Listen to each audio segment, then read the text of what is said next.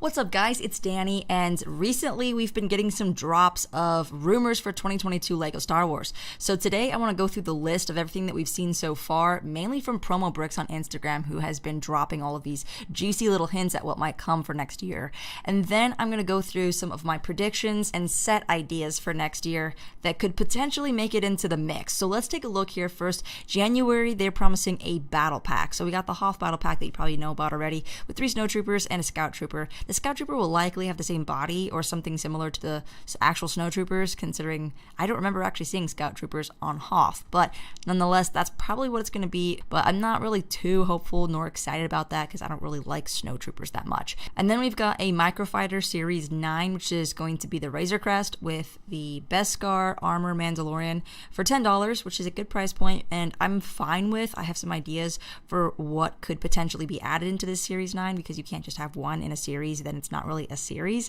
And then in April, we'll potentially be getting 3 new additions to the helmet series, which so far has been dominated by Imperial helmets. So the fact that we have a Mandalorian here in the mix is really exciting, but I think what's even more interesting is the potential for this Rebel Alliance helmet.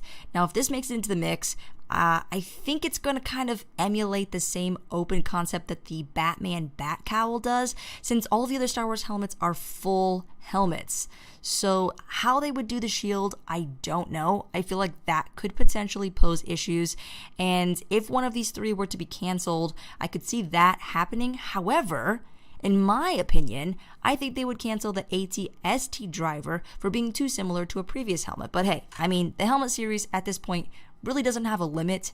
They can do whatever they want. And if the AT-AT driver helmet is made, there's a lot of really cool details and iconic symbols on the helmet. I feel that Target would try to get this one as an exclusive, considering what they did with the TIE Fighter pilot helmet in the past year. Also, for the Mandalorian helmet, I would certainly hope that they would use a shiny chrome silver. Maybe not even chrome, but just it has to be shiny, considering Beskar is not just gray, it's shiny. So I'm thinking Hubble telescope level shiny. If that's the case, that would so stand out. It would look gorgeous. It would really look like a piece that should be on your shelf versus just a gray blob. So, like I said, Mandalorian helmet is very popular. It's a super popular and well-received character. The show is doing great, and they're going to be making season 3 here, so I would anticipate that being a really hot item. Another rumor is the 18 plus AT-ST build, which is probably going to retail for $60 next to those helmets, similarly to the way the probe droid was placed right next to the other 2 helmets.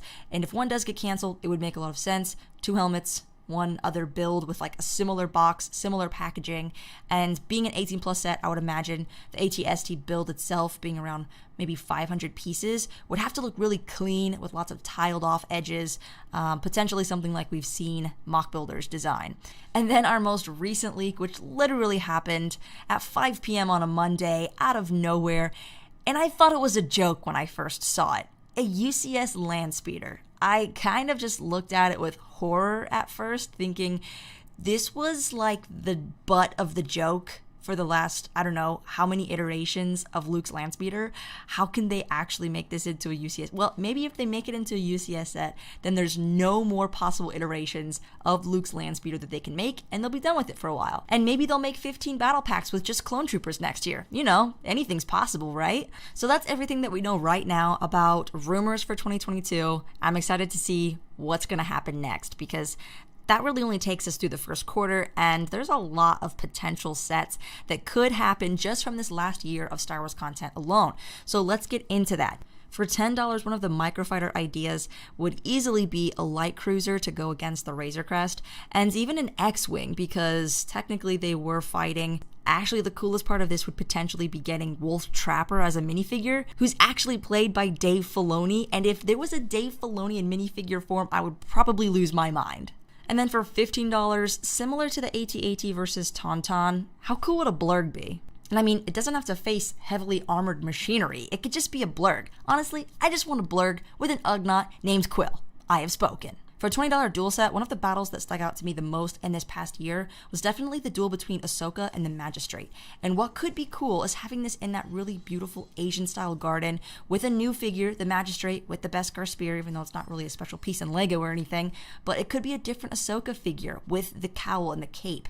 And I know she takes it off when she actually fights, but it's kind of iconic for that episode that she appears in, and given how well that episode was received, I feel like that would be a good opportunity to make a new duel set rather than just using the pre-existing movies. At the $30 price point, it's usually some kind of like 250 piece Starfighter. So if we were to get a Starfighter, this would be the perfect time to get a V-Wing Starfighter, because you can actually get a pretty decent one with not that many pieces.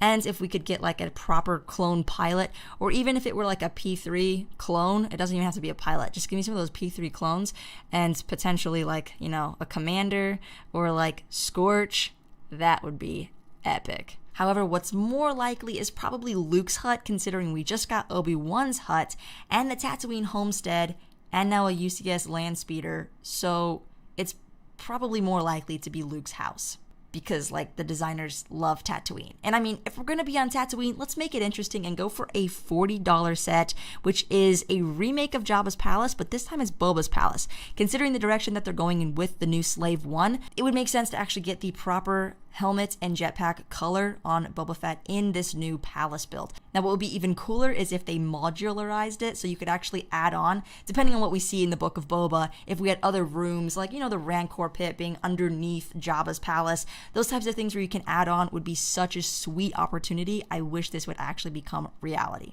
Figures in that could include Fennec Shand and probably just another alien bounty hunter. I don't think Bossk survived that explosion in the sail barge, but, you know, Boba Fett survived a Sarlacc, so there's hope, right? I know my son's gone. No one's ever really gone. Now, the perfect set that could be released at a $70 price point would be a blue Clone Wars Y-Wing with Captain Rex.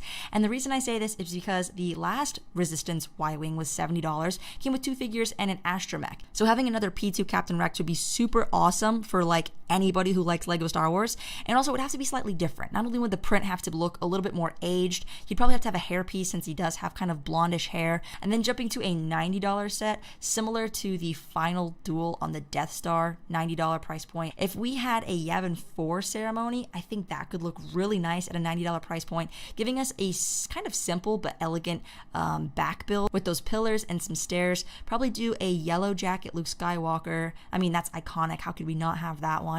Han Solo, they probably both have their medals. You'd probably get Chewie and maybe Leia, but I feel like you'd have to have at least one Rebel trooper in there to really sell the scene. But still, a Yavin ceremony would look great, let alone just anything from Yavin would be pretty cool. And finally, at a $10 price point would be a battle pack with 50 clone commandos on Wyland, as we see in the end of season 1. Just kidding. Now, opportunistic sets here would probably include like a $40 research lab on Kamino, including Nala Se and Young Omega. And then from the Mandalorian for $50, I feel like there's a huge opportunity to actually make a crate dragon. And considering there was a crate dragon in the original trilogy, you know, it was bones, but still, it was there. I feel like it could be really cool. However, we don't see the full picture of the crate dragon. We don't really know what it looks like underneath the sand, but I feel like they could still make this work some way, shape, or form in Lego, and it would be super iconic. Like, season 2 hit me with a bang, opening up with the crate dragon scene. That was pretty epic and very memorable. So, an opportunity there. And then for $130 would be a new ATTE from Raxus. They go to this planet for one episode, and they rescue one of the chancellors there, and it was just super cool to see an ATTE again in action. And if there was ever a chance to actually remake one not from Rebels, then this would be it. And then if we're getting really optimistic, we could talk about a $150 turbo tank with young Hera, her parents, Cham Syndulla and her mother, Hauser, and probably the senator that was on that turbo tank as well. And then you could probably just throw in like a $20 rescue pack with like, you know, a speeder and some of the members of the Bad Batch. It could be epic, but you know, again, this is just optimistic land. And then finally, at $160, a Venator class Star Destroyer, play scale, probably with 3 Ahsoka figures, maybe a P2 Rex. You'd have to have Ahsoka and Maul, because this would be the finale of season 7, and that would be the best way to put all of people's whining and nagging about wanting to get a new playscale Venator right to bed. So Lego, if you're listening, please make another Venator set. That would be epic. And from season 7, that is the perfect opportunity for content that we've had recently come out. That is about everything that I wanted to talk about for today. So if you haven't already, don't forget to hit that like button and subscribe for lots more Lego Star Wars news, content, build and reviews, and shopping hauls. And we'll see you next time. Thanks for watching and happy building.